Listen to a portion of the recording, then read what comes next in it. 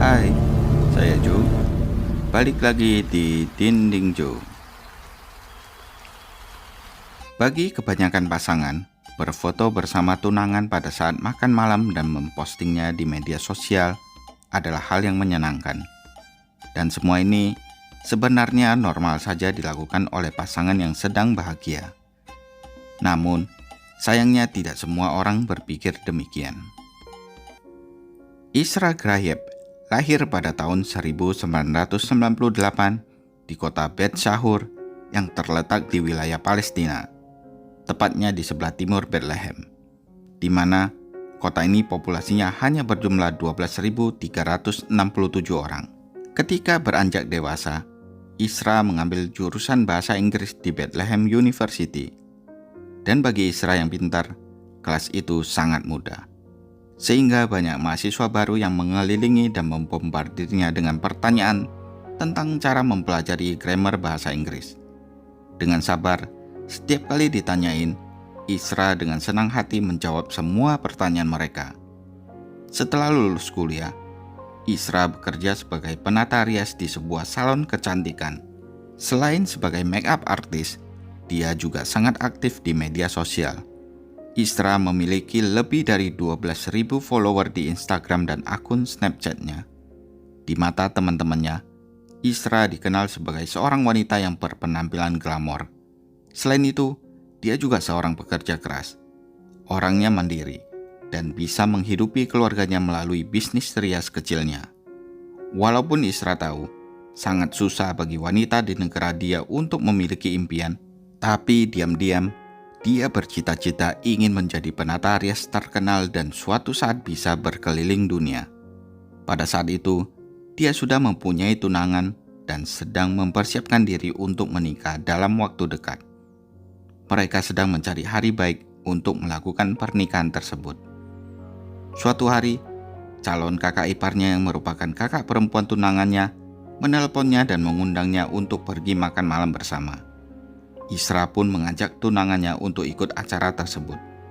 Sebenarnya, semua tampak normal dan tidak ada yang aneh. Tapi Isra berbeda dengan wanita lainnya. Dia dididik untuk harus selalu menjaga kehormatan dan nama baik keluarganya. Jadi, dia harus berhati-hati dengan segala tindakannya. Karena dia sudah mengetahui peraturan ini, dia pun meminta izin pada kedua orang tuanya untuk pergi makan malam bersama tunangannya dan calon kakak iparnya. Isra tidak mau orang tuanya berpikir yang buruk tentang dirinya. Jadi dia selalu meminta izin terlebih dahulu. Isra tiba di restoran saat makan malam. Saat itu, hari masih belum gelap. Jadi Isra kemudian mengajak tunangannya berfoto dengan dirinya di restoran dan mempostingnya di Instagram Story.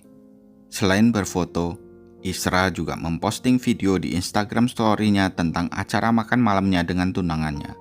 Sebenarnya, Isra tidak membiarkan semua followernya bisa melihat Instagram Story-nya. Dia hanya membukanya untuk teman-teman dekatnya saja. Bahkan banyak orang dari keluarganya yang diblok Isra, agar mereka tidak bisa melihat Instagram Story-nya. Apesnya, ada salah seorang sepupu Isra yang bernama Reham yang cemburu melihat foto-foto tersebut. Dia iri melihat Isra yang bisa hidup mandiri dan bebas menggunakan make up. Sebenarnya, Reham telah diblok oleh Isra, tapi dia suka meminjam ponsel temannya untuk mengkepoin kegiatan Isra di Instagram Story-nya Isra. Sepupu Isra tersebut kemudian menghubungi Isra melalui WhatsApp. Dia mengirimkan beberapa audio yang mengatakan kalau Isra telah menghancurkan reputasi keluarga mereka. Sebagai orang yang berpendidikan, tidak seharusnya Isra berfoto di tempat umum dengan seorang pria yang belum menikahinya. Tapi Isra mengatakan, kalau sebelum berangkat, dia sudah minta izin orang tuanya. Dan mereka memperbolehkan Isra pergi makan malam bersama tunangannya dan calon kakak iparnya. Namun, Reham tidak tinggal diam. Dia lalu mengomentari riasan Isra dan cara berpakaian Isra, yang menurut Reham sangat memalukan keluarga mereka. Isra pun tidak terima dikatain seperti itu. Dia berteriak, "Ayah saya membesarkan saya dengan baik, dan saya tidak pernah melakukan apapun di belakang punggungnya. Dia tahu segalanya." Dengan suara yang melengking pecah, Isra lanjut berteriak, "Ibuku tahu kalau tunanganku dan saudara perempuannya menjemputku. Ini, ibuku tepat di depanku, dan dia tahu. Benar kan, Bu?" "Ya," terdengar jawaban ibunya Isra berbisik di latar belakangnya. "Ya, dia mengatakan ya. Katakan lebih keras, Bu." Isra memohon ibunya untuk berbicara lebih keras lagi agar Reham bisa mendengar. Mendengar ini, makin panaslah hati sepupunya karena Isra berani melawannya. Setelah itu, Reham langsung meyakinkan ayahnya sendiri untuk berbicara dengan ayah Isra tentang tingkah laku Isra yang memalukan ini. Dari sini, ayah Reham lalu menghubungi ayahnya Isra yang bernama Nasir Grahib dan melaporkan perbuatan Isra. Entah kenapa, tapi sepupunya ini seperti cacing kepanasan melihat postingan Isra. Dia merasa iri dengan semua yang dimiliki Isra. Pekerjaan yang sukses, tunangan yang baik, dan kemandirian. Hal inilah yang membuat dirinya tidak terima melihat postingan Isra. Mendengar penjelasan dari ayahnya Reham, ayahnya Isra menjadi sangat bingung dan panik. Karena di sisi lain, dia emang sudah memberi izin anaknya untuk keluar makan malam. Tapi berfoto dengan pria yang belum menikahinya itu adalah hal yang berbeda. Ayahnya Isra kemudian memberitahu anak laki-lakinya yang bernama Ihab bahwa dia merasa bingung dengan perbuatan Isra. Dia meminta Ihab untuk mengurus adiknya, karena ayahnya Isra nggak tahu harus berbuat apa untuk menangani masalah Isra ini. Ketika Isra pulang, kakak laki-lakinya si Ihab ini sudah menantinya di rumah bersama saudara iparnya yang bernama Muhammad Safi. Begitu melihat Isra masuk, Ihab langsung mendekatinya dan menyakiti adiknya. Isra yang kesakitan melarikan diri ke lantai 2 dan dia mencoba untuk menghindar dari Ihab dan Safi dengan cara menjatuhkan dirinya dari balkon ke semak-semak di lantai dasar. Sayangnya, Isra tidak sanggup berdiri saat terjatuh. Tulang punggungnya cedera, dan dia harus dibawa ke rumah sakit untuk dirawat inap. Pada tanggal 10 Agustus 2019, keluarga Isra membawanya ke rumah sakit. Pada saat itu, terdapat banyak luka lebam di wajah dan juga di tubuhnya Isra. Para dokter yang memeriksanya mengatakan kalau tulang punggung bagian belakangnya perlu dioperasi agar sembuh. Karena kejadian ini, dia memposting di Instagram foto dia dalam keadaan lebam dan berkata, "Saya sangat menyesal untuk mengatakan bahwa saya harus membatalkan semua janji rias untuk bulan ini dan bulan berikutnya. Saya dalam situasi kritis di rumah sakit, di mana tulang belakang saya terluka, dan saya akan menjalani operasi hari ini. Jika semuanya berjalan dengan baik, saya akan terus mengabari kalian. Jika ada yang salah, saya harus membatalkan semua janji temu lainnya." Selain itu, Isra juga menulis, "Saya kuat dan saya memiliki keinginan untuk hidup. Jika saya tidak memiliki tekad ini, saya sudah meninggal kemarin." Melihat postingan tersebut, Ihab adiknya dan kakak iparnya langsung menuju ke rumah sakit tempat Isra dirawat. Sesampainya di sana, mereka mengunci pintu kamar Isra dari dalam dan mereka memukulinya habis-habisan. Isra berteriak kesakitan, tapi tidak ada yang dapat menolongnya. Seorang perawat melaporkan bahwa pihak keluarga menolak ada dokter atau perawat yang boleh masuk ke kamar di tempat Isra dirawat. Jadi, mereka tidak bisa berbuat apa-apa di luar. Hanya ada seorang suster yang memberanikan diri merekam keadaan dari luar kamar Isra saat Isra dipukuli oleh saudara-saudaranya saat itu.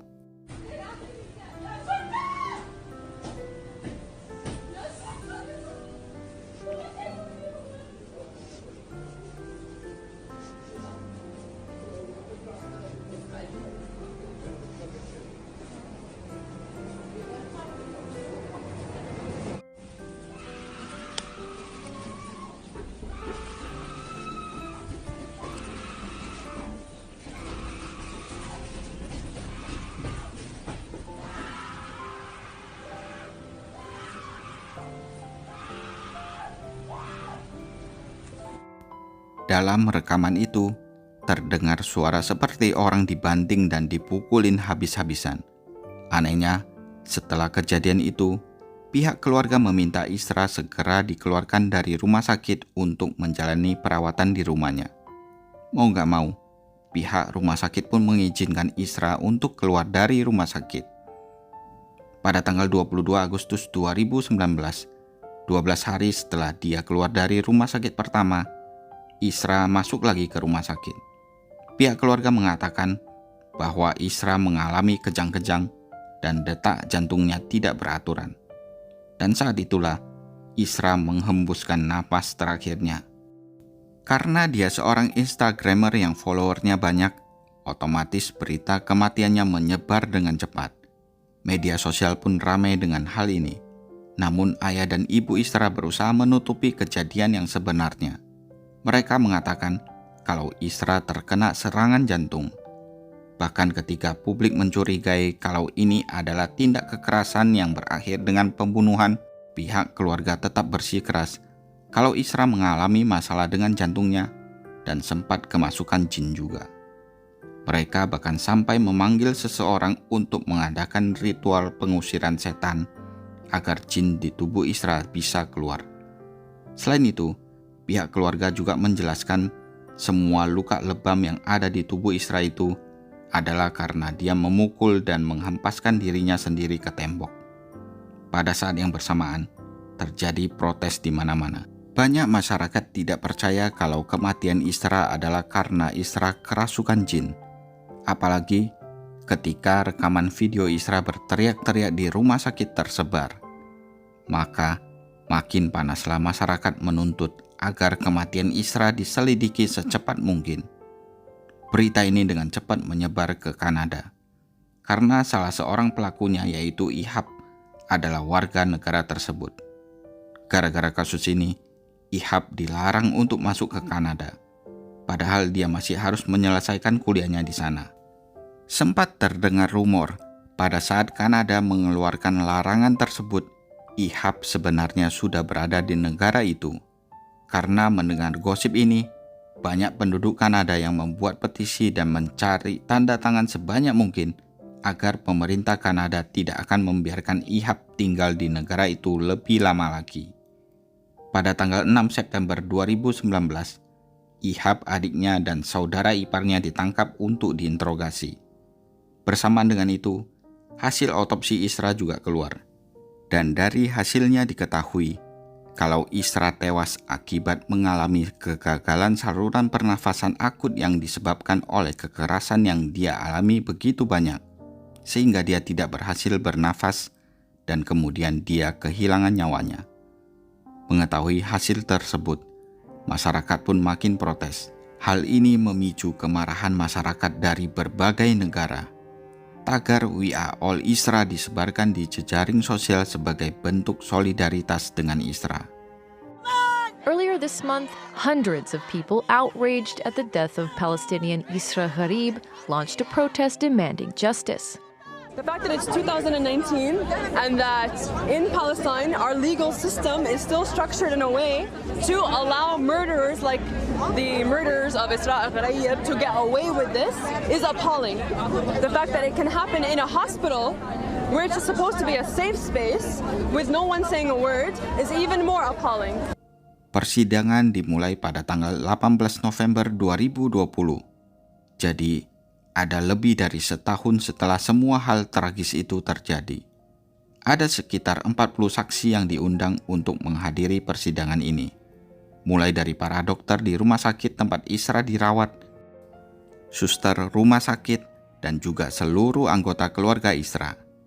Ayah Isra adalah salah satu dari mereka yang bersaksi. Dan dia berbicara kalau belakangan ini putrinya hidup dalam ketakutan karena ada jin yang menghantui dirinya. Selain itu, beberapa bulan terakhir, Isra juga mengalami masalah dengan kesehatan mentalnya. Oleh karena itu, mereka sekeluarga memutuskan untuk mengadakan pengusiran setan dari tubuh Isra. Kemudian, ayahnya juga mengatakan pada saat Isra jatuh dari balkon, dia masih bekerja di salon tukang cukur. Jadi dia tidak tahu apa-apa dan tidak melihat apa-apa tentang ini. Hanya putranya yang kemudian menelponnya dan memberitahu kalau Isra terjatuh dari balkon. Dan setelah mendengar kabar ini, Nasir pulang ke rumah untuk menjemput Isra dan membawanya ke rumah sakit, di mana pihak keluarga semuanya bersaksi bahwa Isra sengaja menjatuhkan dirinya dari balkon karena ketakutan dihantui oleh jin. Parahnya, pengacara keluarga Isra juga membela klien mereka dengan mengatakan kalau Isra benar-benar memiliki gangguan mental dan dia suka menyakiti dirinya sendiri. Ayah Isra malah menggugat balik pengadilan. Dia menuntut agar orang yang mengungkapkan dan merekam video teriakan Isra di rumah sakit untuk segera diusut. Dia juga menuntut orang-orang yang merilis materi ini di internet dan mengatakan bahwa rekaman itu adalah tuduhan palsu terhadap keluarganya karena Isra tidak mengalami kekerasan sama sekali saat itu, melainkan keluarganya mencoba menyelamatkan Isra yang terganggu mentalnya agar tidak menyakiti dirinya sendiri. Namun, semua pernyataan keluarga Isra disanggah oleh teman-temannya Isra yang mengatakan kalau semua itu tidak benar. Isra adalah orang yang super ekstrovert dan dia tidak pernah punya masalah dengan kesehatan mentalnya. Setelah mendengarkan semua saksi dan membuang banyak bukti, terutama video teriakan Isra di rumah sakit yang menurut hakim itu bisa saja bukan Isra yang berteriak, maka pada tanggal 17 Februari 2021, ketika terdakwa dibebaskan dengan membayar jaminan sebesar $15.000 atau sekitar 225 juta rupiah. Jadi untuk sementara, kasus ini diarsipkan hingga mereka menemukan bukti baru yang bisa membuktikan bahwa dua bersaudara dan saudara ipar Isra lah yang mengambil nyawa Isra. Banyak protes dan kritikan terhadap hukum di negara itu karena kurangnya perhatian terhadap kaum wanita, sedangkan kaum pria selalu diberi hukuman ringan. Apalagi kalau kasusnya menyangkut pembunuhan demi menjaga nama baik keluarga. Karena tidak ada lanjutan cerita tentang hukuman apa-apa untuk pelaku dalam kasus Isra ini, bisa jadi sejarah ini akan terus berulang tanpa henti. Karena pelaku-pelaku merasa lebih bebas dan lebih nyaman untuk melakukan kekerasan terhadap anak perempuan atau adik perempuan mereka atas nama kehormatan keluarga. Seperti salah satunya, wawancara yang dilakukan secara random di pinggir jalan ini. Sungguh sangat menyedihkan mendengarnya. ممنوع هي قررت تروح تشتغل لأنه بالنهاية أنت عندك رأي بس هيدي حياتها هي. بطخها تريح منها. يعني بتطخها يعني بموتها. ومين بيعطيك هذا الحق؟ أبوي وإخواني وأمامي وقرايبي. بتشوف هذا الحق ما بتشوفه خطأ جدا لأنه أنت كيف بدك ممكن تقتل حدا؟ لا مش غلط. حكى عرضنا يا زين شو مالك؟ هلا عم تحكي مزح ولا عم تحكي جد؟ لا جد. والله جد. بس الوضع مش مضحك لأنه هي لحق كمان تتصرف مثل ما بدها. ممنوع يا زلمة. بنت. Banyak orang berharap agar cerita tentang Isra ini jangan dilupakan. Apalagi mengingat hampir 5.000 orang setiap tahunnya kehilangan nyawa mereka akibat mengalami kekerasan demi menjaga kehormatan keluarga. Nah, gimana menurut kalian? Tulis di kolom komentar ya. غريب بيت سحور؟ يس. أهلا وسهلا. أجت كذبة نيسان؟ نيسان؟ كنت لا شو كنت ولا؟ بتذكر انه مرة هيك سمعت بس مش حافظتها، يعني مش حافظة من وين اجت. صح؟ عن جد؟ أنا اليوم نازل عشان أذكر الشعب إنه بكرة كذبة نيسان. هات لك كذبة حلوة. بعرفش ما هو حسب مين بدك تكذبي. كذبة مش عليها، هاي تبعنا هاي كانت صارت في الموقف. كذبة حدا من هيك هالشلة اللي عندنا بالجامعة. صبايا بدك تغيظي صاحبتك كلها خطبت، يلا شكرا.